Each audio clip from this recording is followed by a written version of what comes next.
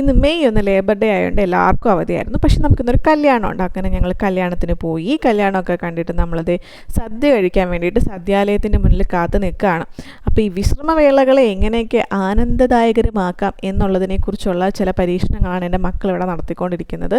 Rock paper സീസറിൻ്റെ ഒരു പുതിയ രീതി കണ്ടുപിടിച്ചു. പിന്നെ അതേ കല്യാണി ബാർബി ഡോൾ ഡാൻസ് കളിച്ചപ്പോൾ അപ്പുവിനെ കളിക്കാൻ വേണ്ടി അപ്പുവിനെ എൻ്റെ തുണി പൊക്കിയാണ് അവൻ അവിടെ ബാർബി ഡോൾ ഡാൻസൊക്കെ കളിച്ചു. അത് കഴിഞ്ഞ് നമ്മൾ വന്ന സദ്യയൊക്കെ ഉണ്ടു. ഇന്ന് നമുക്ക് കുറച്ച് ഷോപ്പിങ്ങും കാര്യങ്ങളൊക്കെ ഉണ്ട്. അപ്പോൾ അങ്ങനെ വീട്ടിൽ പോയി ഡ്രസ്സും ചേഞ്ച് ചെയ്തിട്ട് നമ്മൾ ഇറങ്ങി.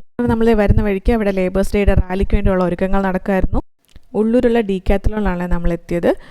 ഇവിടെ നമ്മൾ മെയിനായിട്ട് എത്തിയത് ഇവർക്ക് സ്വിം സ്യൂട്ട് വാങ്ങാൻ വേണ്ടിയിട്ടാണ്. കാരണം ഇവർ രണ്ടുപേരെയും നമ്മളൊരു സ്വിമ്മിങ് ക്ലാസ്സിന് വിടാൻ ഉദ്ദേശിക്കുന്നുണ്ട്. കഴിഞ്ഞ വർഷം വിട്ടിരുന്നു, ഒരു 15 days ക്ലാസ് ആയിരുന്നു. അപ്പോൾ അന്നത്തെ സ്വിം സ്യൂട്ടൊന്നും ഇപ്പോൾ അവർക്ക് ഇടാൻ പറ്റുന്നില്ല, ഭയങ്കര ചെറുത്.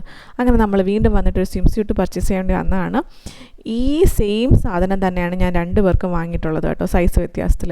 അത് കഴിഞ്ഞ് ഇങ്ങനെ കറങ്ങി നടന്നപ്പോഴാണ് ഇവിടെ ക്യാമ്പിംഗ് സെറ്റപ്പൊക്കെ കണ്ടത്. ഇവർ ഭയങ്കര എംഫോടെക്കിൻ്റെ ആരാധകരാണ് കേട്ടോ. അതുകൊണ്ട് ക്യാമ്പിങ് അവർക്ക് പോയി അയ്യത്ത് ക്യാമ്പ് ചെയ്ത് കളിക്കണം എന്നുള്ളതാണ് അവരുടെ ഒരു വലിയ ആഗ്രഹം. അത് കഴിഞ്ഞ് നമ്മൾ നേരെ സാഫല്യം കോംപ്ലക്സിലേക്കാണ് എത്തിയത്. അവിടെ നമ്മൾ യൂണിഫോമൊക്കെ പർച്ചേസ് ചെയ്തു 2 പേർക്കും വേണ്ടിയിട്ടുള്ളത്. സാഫല്യത്തിലുള്ള ഗുഡ് ലക്കിലാണ് കേട്ടോ യൂണിഫോം. ഓൾമോസ്റ്റ് എല്ലാ സ്കൂളിൻ്റെ യൂണിഫോമും അവിടെ അവൈലബിൾ ആണ്. ഇവർ സെൻറ്റ് തോമസ് സ്കൂളിലായതുകൊണ്ട് സെൻറ്റ് തോമസിൻ്റെ യൂണിഫോമൊക്കെ വാങ്ങിയിട്ട് നമ്മൾ അവിടെ നിന്ന് ഇറങ്ങി. ഷൂസും കൂടെ വാങ്ങണമെന്ന് വിചാരിച്ചാണ്, പക്ഷേ നമുക്ക് ഷൂസ് കിട്ടിയില്ല. അപ്പോൾ യൂണിഫോമും കാര്യങ്ങളൊക്കെ മാത്രം വാങ്ങിയിട്ട് നമ്മൾ അവിടെ നിന്ന് ഇറങ്ങി. നമ്മൾ ഇറങ്ങിയപ്പോഴത്തേക്കിനും ഈ ശരിക്കും റാലി വന്നുകൊണ്ടിരിക്കുക. നമ്മൾ വരുന്ന വഴിക്ക് ഇതിൻ്റെ ഒരുക്കങ്ങൾ നമ്മൾ കണ്ടു. ഇപ്പോൾ ആ റാലി പോയിക്കൊണ്ടിരിക്കുകയാണ്. അങ്ങനെ നമ്മൾ റാലിയൊക്കെ കണ്ടിട്ട് അവിടെ നിന്ന് ഇറങ്ങി. ഇത്ര ആയപ്പോഴത്തേന് എൻ്റെ എനർജിയൊക്കെ തീർന്നു കേട്ടോ. അപ്പൂൻ്റെയൊക്കെ എനർജി തീർന്നു. അപ്പോൾ ഏകദേശം ഉറക്കത്തിലേക്ക് കടക്കാനുള്ള സമയം. എനിക്ക് എനർജി ഫുൾ തീർന്നു കഴിഞ്ഞാൽ പിന്നെ എന്തെങ്കിലും എനർജി കഴിച്ചില്ലെങ്കിൽ വിശന്ന് കഴിഞ്ഞാൽ പിന്നെ ഞാൻ അല്ലാതായി മാറും. ആ പരസ്യത്തിൽ പറയുന്നത് പോലെ തന്നെ എൻ്റെ സ്വഭാവം തന്നെ മാറും. അങ്ങനെ ഞങ്ങൾ കുറച്ച് സ്നാക്സൊക്കെ വാങ്ങിച്ച് കഴിച്ചിട്ട് നമ്മളിവിടെ MOTയിലേക്ക് എത്തി. ഇവിടെ എത്തിയപ്പോഴാണ് നമ്മൾ അറിഞ്ഞത് ഇവിടെ ഒരു സ്നോ വേൾഡ് എന്ന് പറഞ്ഞിട്ട് പുതിയ ഷോ തുടങ്ങിയിട്ടുണ്ട്.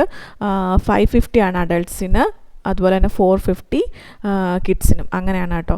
ഒരു അൺലിമിറ്റഡ് ടൈമൊക്കെയാണ് പറയുന്നത്. പക്ഷെ നമുക്ക് അൺലിമിറ്റഡ് ആയിട്ടൊന്നും എന്തായാലും നിൽക്കാൻ പറ്റില്ല. കാരണം ഇതിനകത്ത് കയറി കഴിയുമ്പോഴത്തേന് തന്നെ കുറച്ച് കഴിയുമ്പോഴത്തേന് നല്ല തണുപ്പ് വരും കേട്ടോ. അപ്പോൾ ഒരു 1 hour മാക്സിമം നിൽക്കാനേ പറ്റത്തുള്ളൂ, അതിൽ കൂടുതൽ നിൽക്കാനൊന്നും പറ്റില്ല.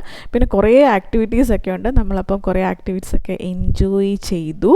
ഇതിൻ്റെ ഇടയ്ക്ക് അപ്പൂന് നമ്മളടുത്ത് കുറച്ച് പിണക്കമായി. കാരണം അപ്പൂന് കുറച്ചൊരു കഷ്ടപ്പാട് വന്നു കഴിഞ്ഞാൽ തന്നെ അപ്പു മറ്റേ വെട്ടൊന്ന് മുറി 2 ഒരു മുറി ഞാനും താമസിക്കും, മറ്റേ മുറി വാടകയ്ക്ക് കൊടുക്കും, ആളിനെ കിട്ടില്ലെങ്കിൽ പൂട്ടിയിടും. അതാണ് അവൻ്റെ സ്വഭാവം. അപ്പോൾ കുറച്ച് നിന്ന് തണുപ്പൊക്കെ ആവുന്നു, ബുദ്ധിമുട്ടാവുന്നു എന്ന് കണ്ടപ്പോൾ ഞാൻ അപ്പോൾ പറഞ്ഞു, എനിക്കിനി ഈ നാട്ടിൽ തന്നെ നിൽക്കണ്ട, എനിക്ക് ഈ നാട്ടിൽ നിന്ന് പോകണം, എനിക്ക് എൻ്റെ വീട്ടിൽ പോയാൽ മതി എന്നൊക്കെ. പക്ഷേ നല്ല രസം.